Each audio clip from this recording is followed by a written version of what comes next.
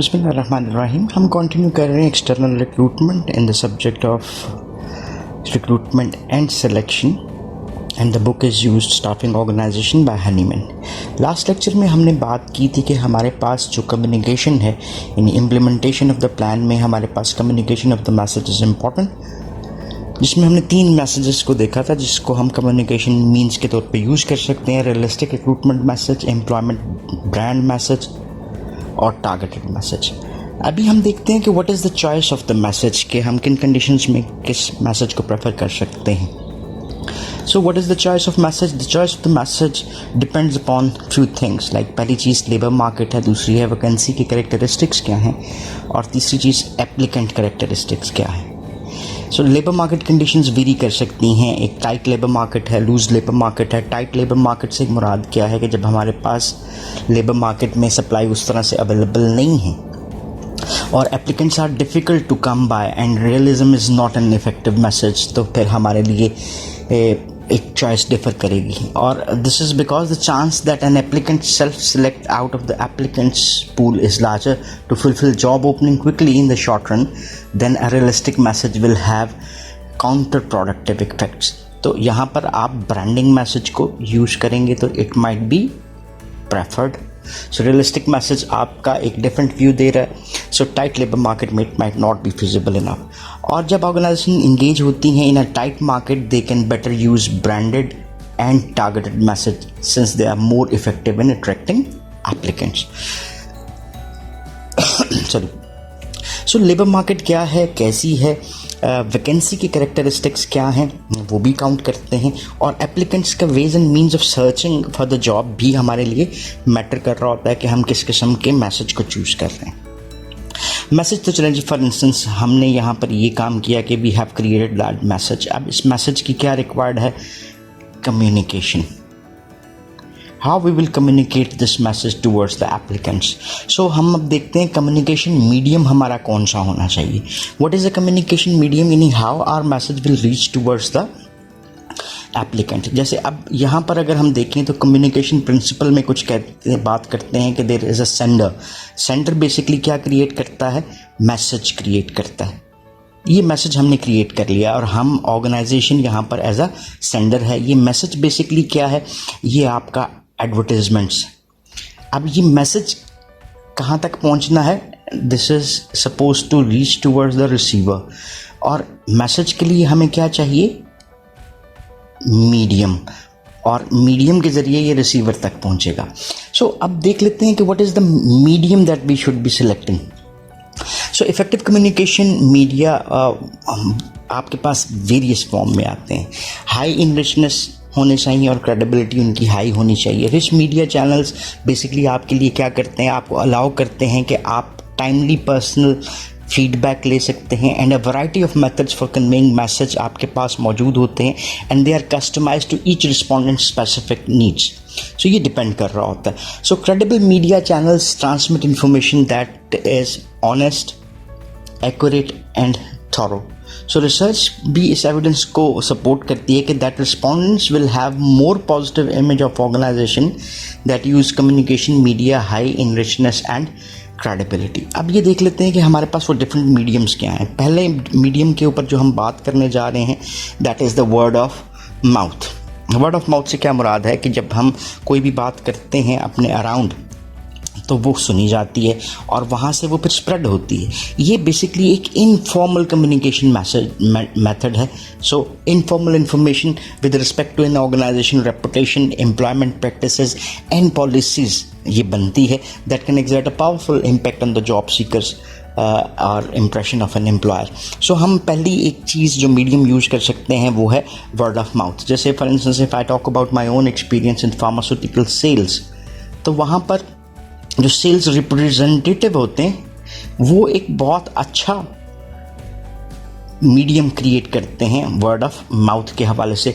यार XYZ company में position vacant है, और वहाँ से फिर 1 से 2 को पता लगता है और वो इकट्ठे चाय पी रहे थे, और उन 2 से जब वो अगली सेल्स कॉल के ऊपर गए तो वहाँ पे 5 और लोगों से बात हुई, यार सुना फलानी कंपनी में जो सेल्स प्रमोशन ऑफिसर की जॉब है वो खाली है। So this is a very good method और इनफॉर्मली हम इसको यूज़ कर सकते हैं। दूसरा एक मेथड है, इसको हम कहते हैं रिक्रूटमेंट ब्रोशर्स। अब इसके लिए एक चीज़ तो आ गई, जहाँ पे हमें लार्ज स्केल रिक्रूटमेंट रिक्वायर्ड होती है वहाँ पे ब्रोशर्स की रीच भी निस्बतन आपको ज़्यादा नज़र आती है। ये ब्रोशर क्या होते हैं, इंफॉर्मेशन इंक्लूड करते हैं about few factors like job, organisation और देन उसकी लोकेशन के बारे में। Various means of demonstrating the features of the organization increase the richness of its recruitment techniques. दूसरा बेनिफिट आपको आता है कि ऑर्गेनाइजेशन कंट्रोल करती है कि किसको ब्रोशर मिल रहा है और किसको नहीं जा रहा, and there is that is it provides the information then an advertisements as well. So more information हमें एडवर्टीजमेंट्स के कंपैरिजन में यहाँ पर मिल रही है, बिकॉज ब्रोशर्स क्या करते हैं, एक डिटेल इन्फॉर्मेशन दे रहे होते हैं। सो कॉस्टली मेथड है और सक्सेसफुल ब्रोशर कंसिस्ट करते हैं यूनिक थीम और पॉइंट ऑफ व्यू आपका relative to other comparable organisation के it's not only just a message of the job, लेकिन ऑर्गेनाइजेशन उसकी थोड़ी सी डिटेल, इसके distinctive characteristic, how it is acceptable in the market, वो भी इसमें होती है। और इसके अलावा visual distinctiveness in terms of design, वो भी आपके लिए एक नेसेसरी एलिमेंट होती है। देन हम बात करते हैं video and video conferencing, videos और वीडियो कॉन्फ्रेंसेस। ब्रोशर्स को यूज़ किया जा सकता है कम्युनिकेट करने के लिए जनरल इन्फॉर्मेशन, और वीडियो को यूज़ किया जा सकता है in addition to the basic communication जिसको हमने ब्रोशर की सूरत में यूज़ किया है। और इसके हम अपने कल्चर को प्रमोट करने के लिए, ऑर्गेनाइजेशनल क्लाइमेट को प्रमोट करने के लिए भी यूज़ कर सकते हैं। फिर एक ये तो हो गया एक वीडियो का तरीक़ाकार। दैन वीडियो कॉन्फ्रेंसिंग भी की जा सकती है, meeting applicants face to face on a monitor without travelling. So electronically हम इस मैटर को भी देख सकते हैं। सो ये टाइम सेविंग भी होता है और कॉस्ट सेविंग भी होता है। अगर ऑर्गेनाइजेशनल रिक्रूटमेंट पाकिस्तान में शायद इसका इतना ज़्यादा ट्रेंड नहीं है, लेकिन अगर हम रिक्रूटमेंट को लें इन टर्म्स ऑफ यूनिवर्सिटीज़, कॉलेजेस, तो ये मेथड काफ़ी यूज़ होते हुए नज़र आते हैं in order to recruit the students for the colleges as well. एक बहुत कॉमनली यूज्ड मेथड जो हमारे पास आता है वो है एडवर्टीजमेंट्स का। Advertisements have very costly matter, और इसको डेवलप करना भी महंगा होता है और इसको फिर रिले करना भी काफ़ी महंगा होता है। दूसरी चीज़ ये है कि इसका इम्पैक्ट एक शॉर्ट ड्यूरेशन के लिए होता है, और डेफिनेटली कॉस्टली होने की वजह से रिच इन्फॉर्मेशन भी उस तरह से प्रोवाइड नहीं कर सकती। यहाँ पे हमारे पास जो सबसे ज़्यादा मीडियम यूज़ होता है एडवर्टीजमेंट्स में वो हैं पाकिस्तानी कॉन्टेक्स्ट में specifically newspaper ads. For newspaper ads costly होते हैं डेफिनेटली, और ads appear in a variety of places other than business publications and can therefore be used to reach a broad market segment. तो ये इसका एक prospect भी हो सकता है कि हम ज़्यादा स्प्रेड करना चाह रहे हैं मैसेज को, तो हम उस एडवर्टीजमेंट्स को यूज़ कर रहे हैं। डिफरेंट टाइप्स ऑफ एड्स हमारे पास हैं। There are different types of ads जिसको हम यूज़ कर सकते हैं। उसकी कैटेगरीज हमारे पास आती हैं, लाइक क्लासिफाइड्स ऐड हमें नज़र आ सकते हैं, क्लासिफाइड डिस्प्ले एड्स हैं, डिस्प्ले एड्स हैं, ऑनलाइन एड्स हैं, रेडियो एंड टेलीविज़न। क्लासिफाइड वो आपको ज़रूरत रिश्ता वाले अगर इश्तिहार याद हों तो वो आपको एक क्लासिफाइड सेक्शन में नज़र आते हैं, एक ऐसा सेक्शन जिसमें मुख्तलिफ़ किस्म के इश्तिहार होते हैं और शॉर्ट एड्स इसमें दिए जाते हैं, एंड जैसे 3 लाइन 5 लाइन एड्स आपको नज़र आते हैं। क्लासिफाइड डिस्प्ले एड्स निस्बतन जो हमारे पास क्लासिफाइड एडवर्टीजमेंट्स हैं उससे ज़रा फ़र्क होते हैं और ये ज़्यादा स्पेस लेकर आते हैं। इसमें मोर फ्रीडम थोड़ा सा हमारे पास नज़र आता है कि हम अपनी मर्ज़ी का कुछ मैसेज क्रिएट कर सकते हैं, but they are costly than the classified advertisements. Then one of the most used display ads आपको नज़र आते हैं जो कि आपको फ्रीडम ऑफ एक्सप्रेशन भी दे रहे होते हैं, बट इसके साथ अगर हम कॉस्ट का एलिमेंट ऐड करें तो they are very costly ones, like a full page ad, a half page ad. So ये जो क्लासिफाइड डिस्प्ले एड्स हैं वो 3 to 5 7 कॉलम्स तक भी जा सकते हैं, 3 कॉलम्स 5 कॉलम्स एड्स आपको ज़्यादा नज़र आते हैं, और ये आपको पूरा हाफ, फॉर इंस्टेंस अगर ये एक न्यूज़पेपर है और ये उसका हाफ बेंडिंग है तो ये पूरे का पूरा ऐड होगा, या फिर ये पूरे का पूरा पेज क्लास उसके साथ ऐड कर दिया जाता है फॉर दैट स्पेसिफिक ऑर्गेनाइजेशन। और इसमें आपके लिए फ्रीडम ज़्यादा होता है कि आप अपनी मर्ज़ी की कम्युनिकेशन जनरेट कर सकते हैं। देन हमें नज़र आते हैं जी online ads. Online ads as it shows कि ये ऑनलाइन होते हैं, इसको हम वेबसाइट्स के ऊपर यूज़ कर सकते हैं, डिफरेंट वेबसाइट्स के ऊपर, और वहाँ से हम ट्रैफिक जनरेट कर सकते हैं। And then radio and television ads, जिसकी कॉस्ट भी डिफरेंट हो जाती है और रीच भी फ़र्क हो जाती है। सो ये तमाम जो डिफरेंट टाइप्स ऑफ एड्स हैं, they are different than the other in context of few characteristics. Like अगर हम कॉस्ट की बात कर लेते हैं, फ्रीडम ऑफ एक्सप्रेशन की बात कर सकते हैं, रीच की बात करते हैं, तो ये एक दूसरे में डिफ़र होते हैं। सो इसके अलावा फिर एडवर्टाइजमेंट्स के बाद हमारे पास आती हैं ऑर्गेनाइजेशनल वेबसाइट्स, जिनको हम यूज़ कर सकते हैं अपने मैसेज को कम्युनिकेट करने के लिए as a medium. Organisational websites dual function करती हैं रिक्रूटमेंट में। अगर हम इसकी ज़रा डिटेल में बात करते हैं तो ये एक सोर्स होता है आपके लिए आपकी ट्रैफिक जनरेट करने का, और it's a good medium to convey your message as well. और पावरफुल मीन्स इसको कंसिडर किया जाता है कम्युनिकेशन ऑफ इंफॉर्मेशन के हवाले से about jobs and reach of the applicants, जो कि अदरवाइज़ हमारे लिए पॉसिबल ना होता। सो आज का जो ट्रेंड है वो भी आपको थोड़ा सा नज़र आता है कि जो ऑर्गेनाइजेशनल वेबसाइट्स हैं वहाँ पे लोग प्रेफर करते हैं, और वहाँ पर आपको एक अलग से करियर का एक ऑप्शन नज़र आता है, या जॉब पोजीशन के नाम से एक बटन नज़र आ जाता है, और उसमें आपको डिफरेंट टाइप्स ऑफ एड्स और वैकेंट पोस्ट के बारे में डिटेल मिल जाती है। सो इम्पॉर्टेंट है आपके लिए कि वेबसाइट को आप अपीलिंग बनाएं, और ताकि वो पोटेंशियल जॉब कैंडिडेट्स के लिए अट्रैक्टिव भी रहे। 3 core attributes driving the appeal of an organisational websites जो हैं वो पहली इंगेजमेंट है, दूसरी फंक्शनैलिटी है, और उसके ऊपर जो आपने कंटेंट दिया है। फर्स्ट प्लेस में website must be vivid and attractive to the applicants, otherwise वो आप जो इंप्रेशन जनरेट करना चाह रहे हैं वो नहीं कर पाते। I have seen people saying organisation की वेबसाइट देखे अब थकी हुई ऑर्गेनाइजेशन लगती है, क्या वेबसाइट बनाई है। सो ये वाइस वर्सा भी आपको चीज़ें नज़र आ सकती हैं, इंप्रेशन बनने की बजाय ख़राब भी हो सकता है।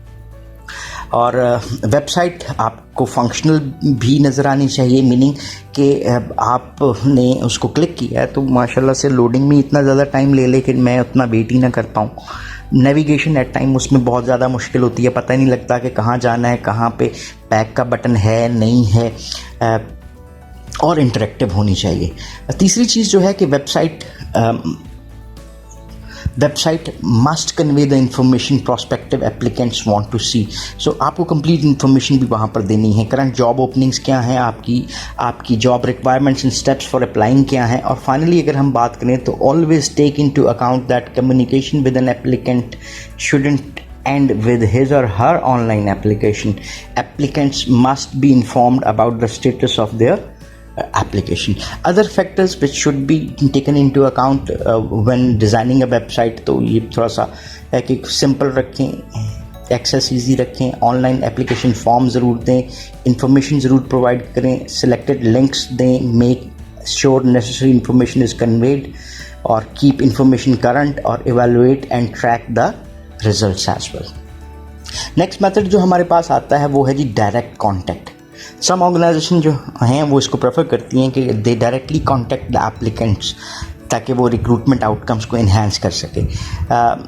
Most used media for direct contacts are telephonic conversation, या फिर ईमेल को यूज़ किया जाता है, और it's a personal method as well, because applicants जो हैं वो can ask personally relevant questions, it enhances the richness of the information as well. और यहाँ पे भी आपको ना एक RJP वाला कॉन्सेप्ट भी यहाँ थोड़ा सा अप्लाई होता हुआ नज़र आता है कि इनिशियली ये शेयरिंग जो सी हैं आपकी सिलेक्शन को बेहतर बना सकती हैं और टर्नओवर को भी रिड्यूस कर सकती हैं। सो email recruitment should be highly personal and reflecting an understanding of the candidates unique qualification.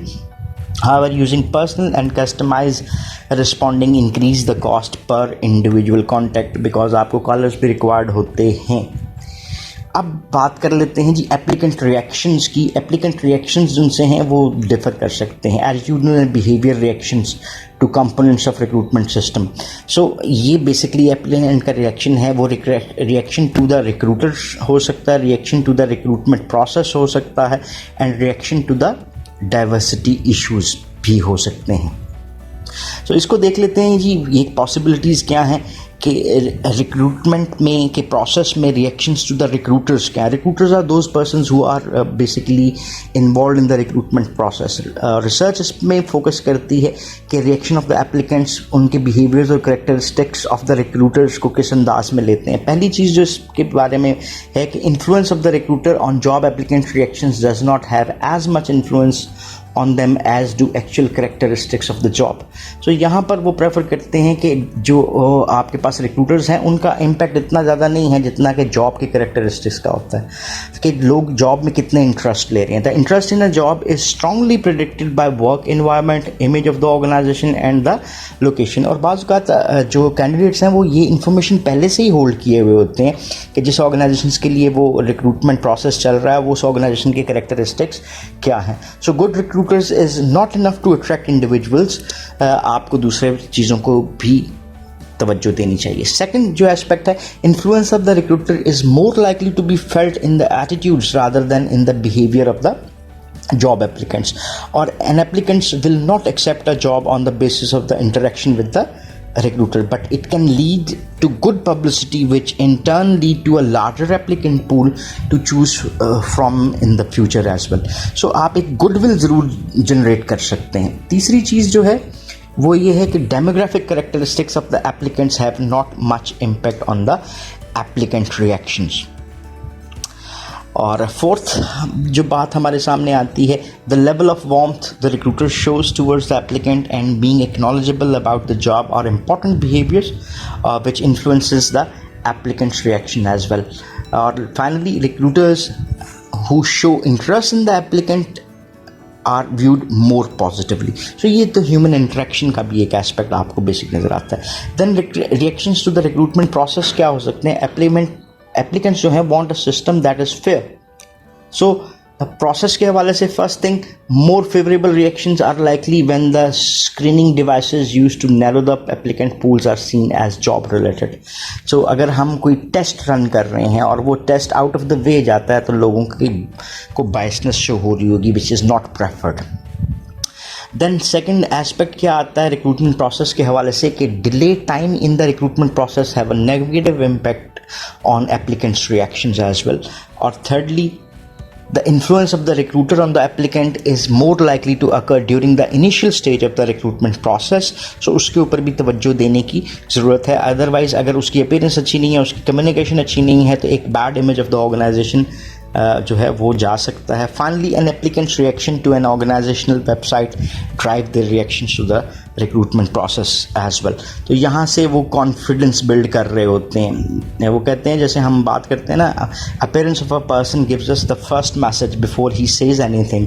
इसी तरह से जो अपीयरेंस है ऑर्गेनाइजेशन की, रिक्रूटमेंट प्रोसेस की, वेबसाइट की, उसके जो रिक्रूटर्स हैं वो भी एक इम्पैक्ट क्रिएट कर रहे होते हैं। Then reaction to the diversity issues आपको क्या नज़र आते हैं। Most common message for increasing the diversity of applicants is to advertise in publications targeted at different minorities की तरफ, वुमेन की तरफ, और women and minority are interested in organizations that endorse diversity through policy statements and recruitment staff। so diversity को prefer किया जाता है और अगर आप उसको अपनी पॉलिसी का पार्ट बनाते हैं तो it will be taken positively as well। so यहाँ तक रखते हैं। इस लेक्चर में हमने डिफरेंट मेथड्स को देखा जो कि हमारे पास एज अ मीडियम बनते हैं। If you still have any questions और क्वेरीज तो you can ask in the comment section and we will definitely love to answer. So thank you very much for watching this video. Have a nice time. अल्लाह हाफिज़।